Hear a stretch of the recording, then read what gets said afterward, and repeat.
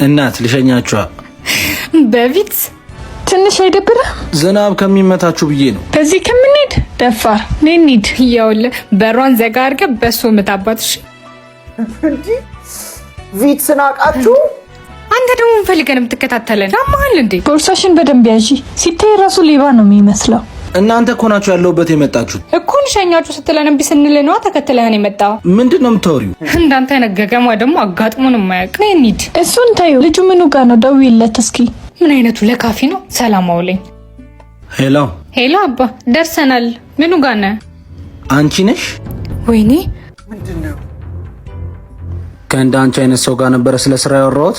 በጣም ይቅርታ፣ እንደዚህ አይነት ሰውኝ እኮ አይደለም፣ አጋጣሚ ነው። ያልተጣደ አይበስልም፣ ያልነበረ ደግሞ ከየትም አይመጣም። መልካምነት ለራስ ነው። እሺ እሺ፣ ስራውስ?